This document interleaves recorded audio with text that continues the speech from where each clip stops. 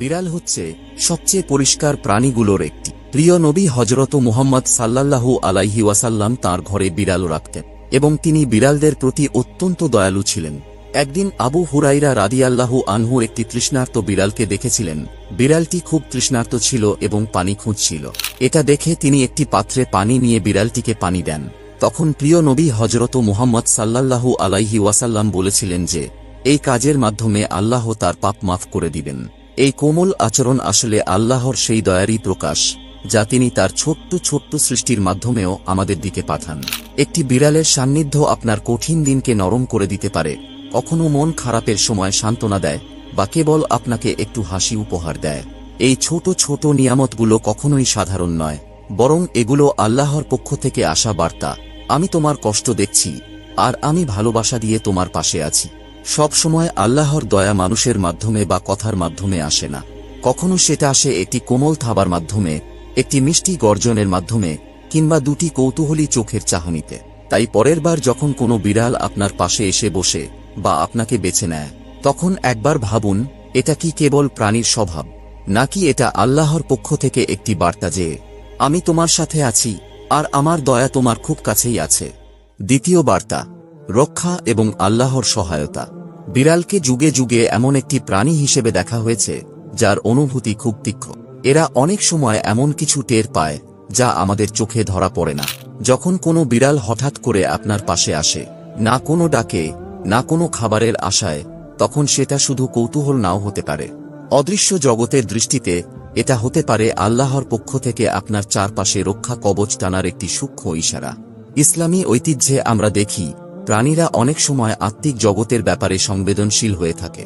অনেক বর্ণনায় আছে পশুরা ফেরেশতা বা জিনের উপস্থিতি অনুভব করতে পারে। তাই যদি আপনি দেখেন একটি বিড়াল বারবার আপনার কাছে আসছে, কোনো কিছুতে এক দৃষ্টিতে তাকিয়ে আছে, কিংবা খুব বেশি সজাগভাবে আচরণ করছে, তাহলে ধরে নিতে পারেন হয়তো আপনার চারপাশে কিছু আত্মিক পরিবর্তন ঘটছে যা সেই প্রাণীটি অনুভব করছে। এই আচরণটি হতে পারে আল্লাহর পক্ষ থেকে একটি সতর্ক বার্তা যে আপনি হয়তো কোনো অজানা বিপদ থেকে রক্ষা পাচ্ছেন যা আপনি নিজে বুঝতেও পারছেন না। সবসময় আল্লাহ রক্ষা পাঠান না কোনো বিস্ময়কর অলৌকিক ঘটনার মাধ্যমে। অনেক সময় সেটা আসে জীবন্ত ছোট ছোট ইঙ্গিতে। যেমন একটি নীরব বিড়াল শান্তভাবে আপনার পাশে বসে আছে, হয়তো সেটাই আপনাকে রক্ষা করছে নিজের নীরব ভঙ্গিতে। এটি আমাদের মনে করিয়ে দেয় আল্লাহর পক্ষ থেকে রক্ষা সবসময় বজ্রধ্বনির মতো আসে না।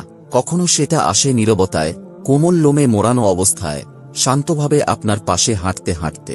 বিশ্বাস রাখুন, আল্লাহর রক্ষা বাস্তব, আর অনেক সময় সেটা আপনার ভাবনার চেয়েও অনেক কাছাকাছি থাকে।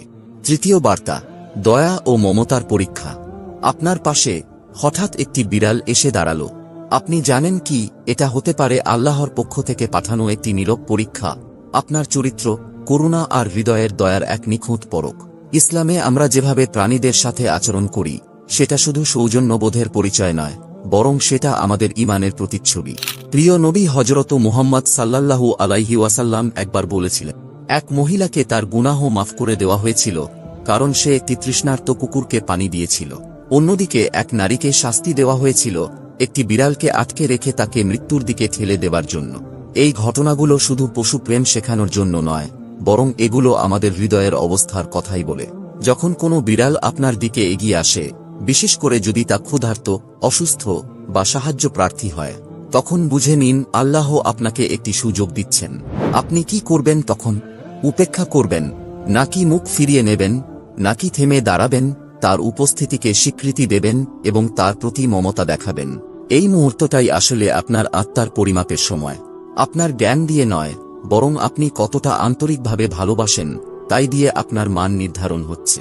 এই ছোট সাধারণ মনে হওয়া মুহূর্তগুলো অনেক সময় আল্লাহর পক্ষ থেকে গোপনে পরীক্ষা হয়। এগুলো এমন পরীক্ষা যেগুলো আগে থেকে বলে আসে না, কিন্তু এর ফলাফল হয় অনেক বড়। একটি অসহায় প্রাণীর প্রতি আপনার একটি সদয় আচরণ হতে পারে সেই কাজ যার মাধ্যমে আল্লাহর রহমত আপনার ওপর নেমে আসে। তাই কখনোই অবহেলা করবেন না একটি ছোট্ট দয়ার মুহূর্তকে, কারণ এইটি হয়তো আপনার জান্নাতের দরজা খুলে দিতে পারে। মনে রাখবেন, নবীজি সাল্লাল্লাহু আলাইহি ওয়াসাল্লাম বলেছেন, প্রতিটি সদয় ব্যবহারই